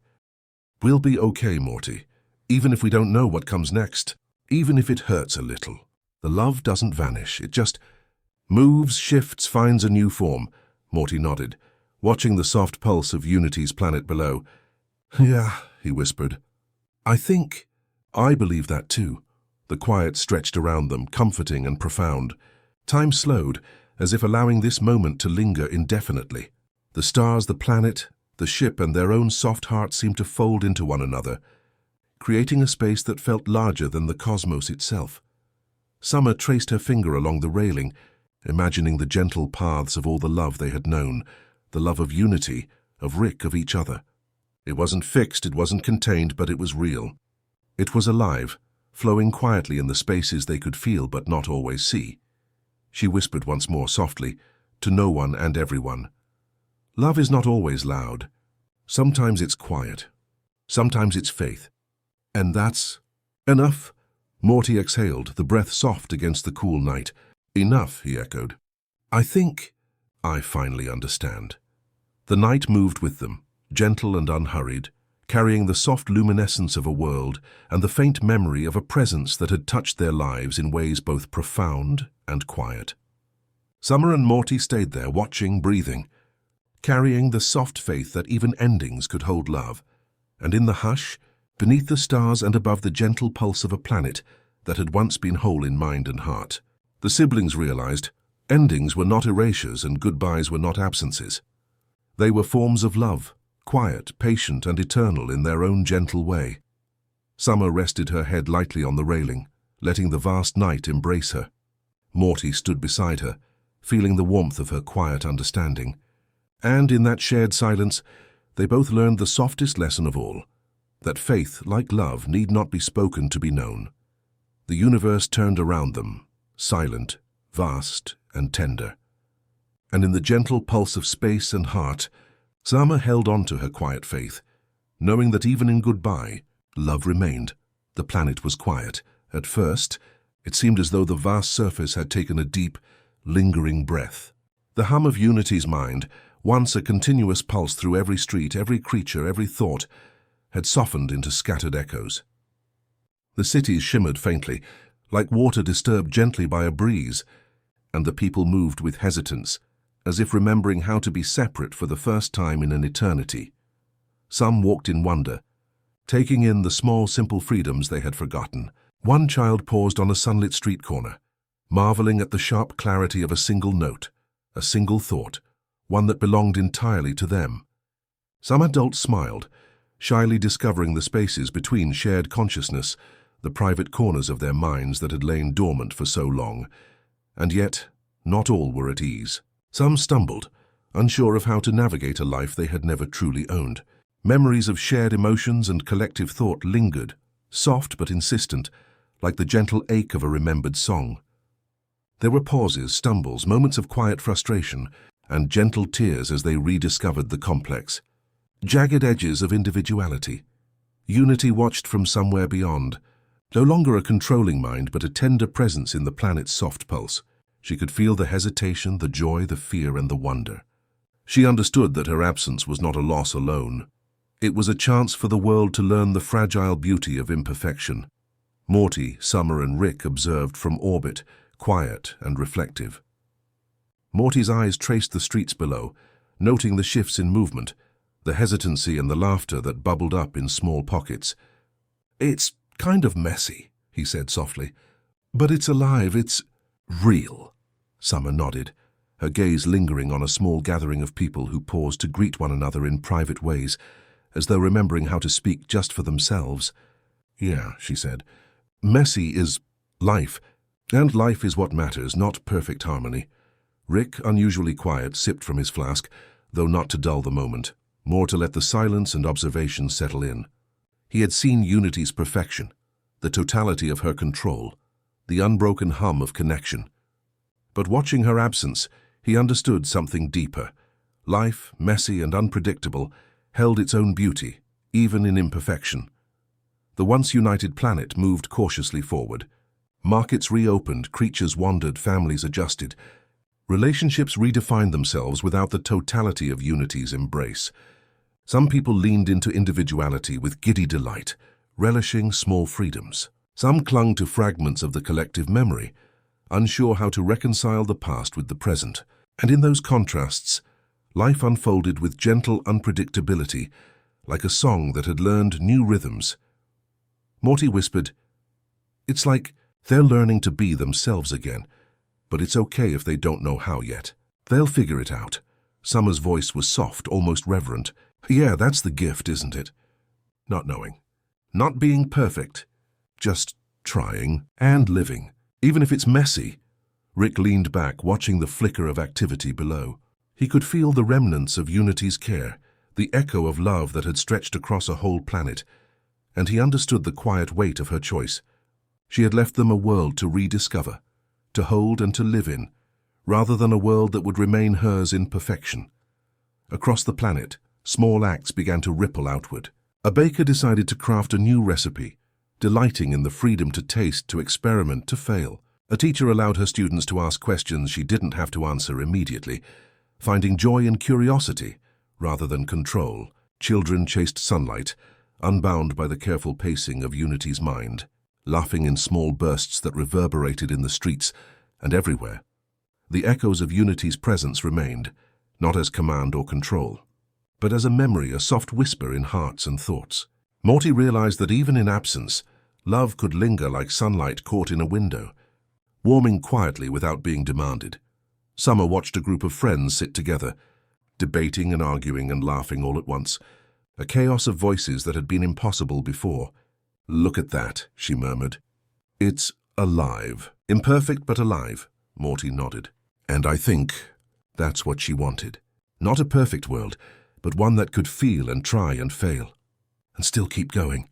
Rick's eyes softened, tracing the patterns of life below. He had held Unity's love and loss close, and he understood now that her gift was this: the freedom to stumble, to grow, to exist imperfectly and yet fully. He realized that sometimes life's beauty lay not in control, but in letting go and allowing chaos, curiosity, and hope to flourish together.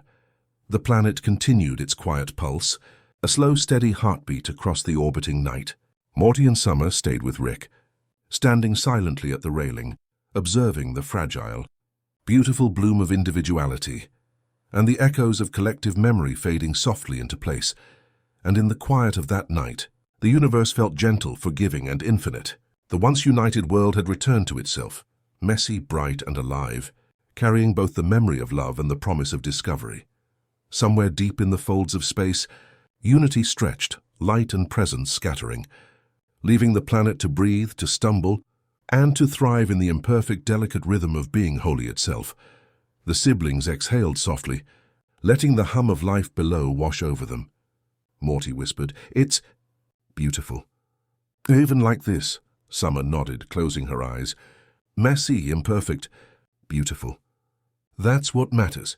That's what lasts." And Rick, unusually quiet, let himself simply watch, knowing that the planet below had become something extraordinary, not because of control, not because of perfection, but because of love.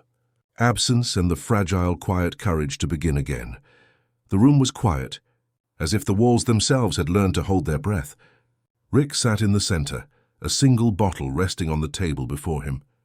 The glass, now empty, reflected the soft glow of the distant stars, catching flickers of light that seemed almost alive. He didn't reach for it. He didn't need to. The emptiness of the glass mirrored the quiet that had settled inside him, a quiet neither painful nor comforting, simply present. The letters from Unity lay nearby, scattered like small shards of memory, each one whispering the fragments of a love that had stretched across a planet, only to retreat into the soft folds of absence. Rick tilted his head back, staring at the ceiling. It wasn't darkness that filled the room, nor light. It was that gentle space between, the pause in a song that left room for reflection. He felt unity there, in echoes, in the faint shimmer of notes, in the soft vibration of the universe that pulsed beyond the walls. She had left, yet she remained, not as a presence that commanded, but as a memory that could stretch, expand, and breathe. Morty lingered in the doorway, quiet and careful. He had learned from the previous days, from the gentle rhythms of presence and care, that sometimes words were unnecessary. Sometimes simply sitting nearby was enough. He watched Rick trace the rim of the empty glass, fingers lingering as though he could feel her touch in its curve. Summer stood slightly behind, arms folded, eyes soft. She didn't speak. She didn't need to. The room had settled into a rhythm, a quiet cadence that echoed the beat of Rick's heart, slow and deliberate, carrying the weight of all that had passed. Rick exhaled slowly, the sound filling the small space, carrying with it an echo of longing and understanding. The hum of the house, the faint creak of old wood, the shimmer of the stars. All of it became part of a single quiet presence, like a song whose notes were spread across every corner of existence. He thought of Unity, her laughter, her light, the way she had stretched across minds and hearts, holding, tending, loving. And he thought of the fragility of life, of love, of the spaces between connection and absence.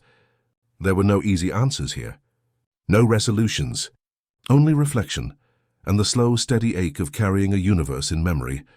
Rick's gaze drifted to the empty glass again. He didn't need it to be full.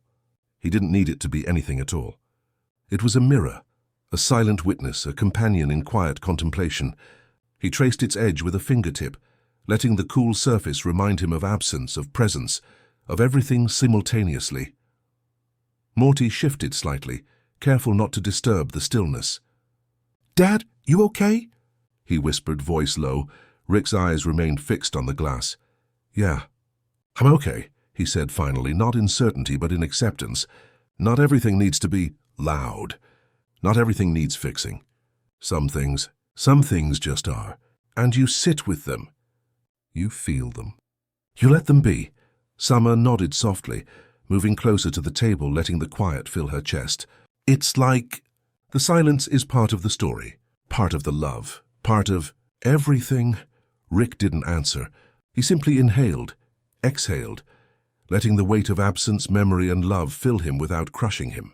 It was a quiet gravity, a tether to everything he had loved and lost. And in that gravity he found something tender, understanding, patience, a soft acceptance of impermanence. Outside, the stars shimmered faintly, distant and infinite. Unity's planet pulsed gently below, the imperfect rhythm of individual life replacing the once harmonic hum of collective thought. Somewhere she stretched, light scattering across the vastness, leaving pieces of herself for the world and for him to carry. Rick reached for a second empty glass, set it beside the first. He didn't fill it. He didn't need to. It was enough to let it sit there, a companion to memory, to reflection, to quiet. Morty and Summer watched, feeling the lesson unfold not in words, but in presence, in shared breath, in the gentle cadence of being near someone who needed the silence more than anything else. Rick finally leaned back in his chair, letting the faint creak of its frame echo in the stillness. He closed his eyes briefly, and for a moment, the universe seemed to fold around him, the soft pull of stars, the hum of distant planets, the memory of a love that had stretched across a world and back. He didn't speak, and he didn't need to. The glass sat empty, yet full of presence. The room was quiet, yet alive with reflection. And in that quiet, Rick carried everything he needed.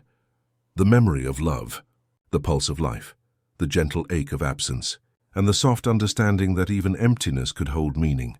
Morty whispered almost to himself, "It's kind of beautiful. Even like this," Summer's voice followed, low and reverent. "Messy, imperfect, but alive. That's what matters." Rick opened his eyes slowly, meeting their soft gaze. "Yeah," he said, voice calm, steady, almost like a lullaby. "Alive. That's enough." The three of them sat together in the quiet, letting the hum of the universe, the memory of love, and the weight of absence settle around them. Outside, Unity stretched somewhere beyond the stars, carrying her presence lightly, leaving the planet and Rick to breathe, reflect, and slowly, gently begin again. And in the stillness, Rick let himself simply be. Night had draped itself across the universe, soft and velvety, stretching between stars that blinked like distant whispers. Rick, Morty, and Summer watched the expanse from the observation deck, each lost in their own quiet reflection. Somewhere far below, Unity's planet pulsed faintly, a heartbeat slowing, gentle, fragmented, yet still alive.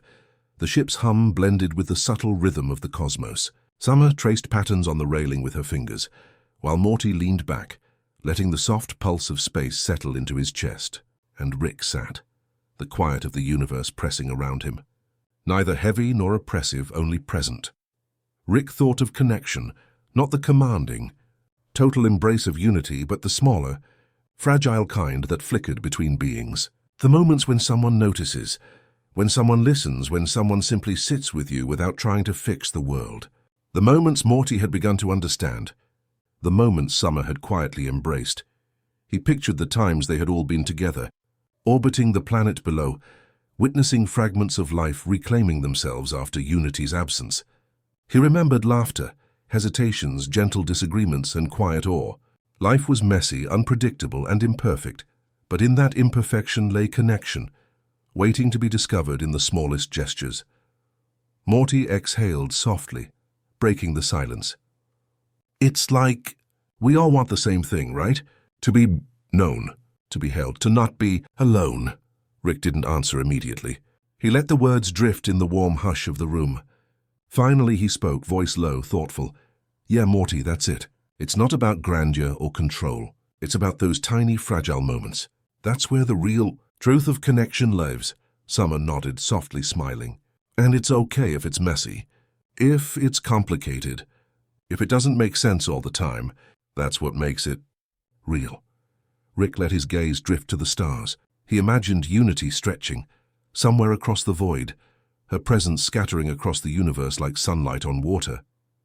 She was not bound to him now, nor could she ever be fully contained, yet a thread of connection remained. Same memory, a pulse, a whisper. It occurred to him that perhaps this was what love had always been, a gentle persistence that neither demanded nor forced, a light that reached even in absence. He could feel it now in Morty, in summer, in the quiet flicker of stars outside the window. Connection wasn't always loud. It didn't always make sense, but it endured. Morty leaned against the railing, eyes reflecting distant suns. I think that's why it doesn't hurt as much. We carry it, right? Even if it's not. There exactly. It's still part of us. Rick's lips curved faintly, a small, rare smile forming. Exactly. That's the thing most people never see. You carry it. You let it live inside you. And maybe one day you pass it along in fragments, in whispers, in presence. Summer whispered, almost to herself, like starlight. Pieces scattered but still shining. The three of them remained there in silence for a while, letting the gentle hum of the ship, the pulse of the planet, and the distant whispers of stars fill them. Every quiet moment became an echo of connection, a soft testament to the bonds that linger even when separated. Rick thought about the past, the laughter, the arguments, the chaotic adventures with Morty, Summer, and the fleeting presence of unity. He realized that what mattered most wasn't control or perfection, or even understanding. It was attention, patience, and the willingness to be present in the softest ways. Morty turned to him, voice small, reflective. So, being connected isn't about being together all the time. It's about carrying it with you, even if it's just in your head or your heart or wherever. Rick nodded slowly. Yeah, that's it, tiny acts, gentle gestures, memories. Love doesn't always need to be big to be meaningful. It just, as Summer traced the edge of a star on the glass of the observation deck, letting her finger hover over the black expanse beyond. And maybe that's enough. That's what lasts. Even if people, or planets, go away. Rick exhaled, leaning back in his chair. The hum of the universe, the pulse of distant suns, the faint shimmer of Unity's absence, they all folded together in quiet harmony. He realized that connection was like this, fragile, luminous, imperfect, yet enduring. The stars twinkled faintly, as if in gentle acknowledgement. Somewhere across the galaxy, fragments of Unity stretched soft and luminous, scattering traces of herself across the void, and he could feel it, not fully, but enough. Enough to know that love and presence linger, even in absence. Rick's hand rested on the table, brushing lightly against a note left by Unity. The paper was soft, worn, a fragment of memory holding both grief and tenderness. And in that touch, he felt the heartbeat of connection, persistent, subtle, and unwavering. Morty exhaled, resting his head against the railing. I get it now. Even when she's not here, she's still here in us, in the stars, in everything. Summer nodded, voice soft as a lullaby. And that's what makes it safe to let go, to love, to carry it gently, quietly, faithfully. Rick let the hum of the ship, the whispers of the stars, and the distant pulse of the planet fill the space around them. No words were needed. No action demanded. Just the quiet knowledge that connection existed in soft moments, in the echo of laughter, in memory, in the gentle presence of those who care, and in the hush. The universe seemed to fold closer, comforting, intimate, infinite in its quiet way. Somewhere far across the stars, Unity stretched lightly, scattered and luminous, leaving traces that would ripple in subtle ways forever. Rick, Morty and Summer remained on the deck, breathing, watching, carrying fragments of presence and love with them. And in that shared quiet, they felt the enduring, gentle truth of connection. It was not always loud, not always obvious, not always tangible, but it existed patiently, persistently, infinitely, and with the soft shimmer of distant suns casting faint light through the observation deck, they allowed themselves to settle into that quiet, that understanding, that gentle knowledge that even absence could hold presence, and that even silence could be full. The stars were scattered like whispers across the night sky, each one a soft reminder of light, traveling through the vast silence. Rick sat near the edge of the observation deck, shoulders relaxed but heavy with memory, fingers tracing the rim of an empty glass. Morty and Summer lingered nearby, their presence quiet but steady, a gentle warmth against the hum of the universe. Rick's thoughts wandered across time, across the countless days, the fleeting moments of joy and sorrow, the laughter and the ache of Unity's absence. He didn't speak, nor did he need to. Words would not capture the vastness of it. The feeling of a world once alive in unity, stretched across every thought, every heartbeat, every mind, now folding softly into fragments. Summer leaned against the railing, gaze drifting to the faint pulse of the planet below. It had returned to itself, messy and imperfect, yet vibrant in its own way. "It's alive," she whispered, voice soft as a lullaby. "Even without her, even without perfect control." Morty nodded, eyes reflecting distant stars. "Yes, it's still something to hold on to. Memories love the way it touched us. Even now it stays here inside us." Rick smiled faintly, a rare, quiet expression of peace. "That's it. That's what matters. Not control, not perfection, just presence, love, and letting it flow, even when it's gone." He thought of Unity stretching somewhere far across the cosmos, light scattering, presence diffused but enduring. She had chosen freedom, not for herself alone, but for the lives she had touched, for the world she had held. And in that choice, Rick found solace. She had left him fragments of herself, memories to hold gently, and the wisdom to release without forgetting. Rick's hand brushed over the notes she had left, letters folded neatly, pressed with petals, carrying words that were both goodbye and invitation. "I loved you. I still do. And somewhere, when the stars are soft, I will stretch into the light thinking of you." They were echoes, gentle, persistent, a reminder that love transcended absence. Summer and Morty didn't speak.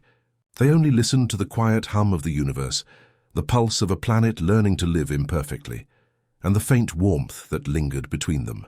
It was enough. Enough to sit, to remember, to breathe in the gentle rhythm of connection, presence, and care. Rick exhaled slowly, the weight of the past days folding into something tender, a soft echo of what had been. "Life doesn't stop," he said softly, more to himself than anyone else. "It moves. It changes. It stretches, and love stretches too, even when we can't see it." Morty shifted closer. "And we carry it, right?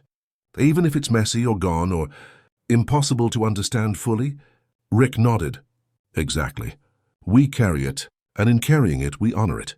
We let it breathe, and in that breathing, we learn." Peace. Summer's gaze softened. Maybe that's what she wanted us to know. That letting go doesn't mean forgetting. That endings can be soft. That love, even absent, still exists, still shapes us.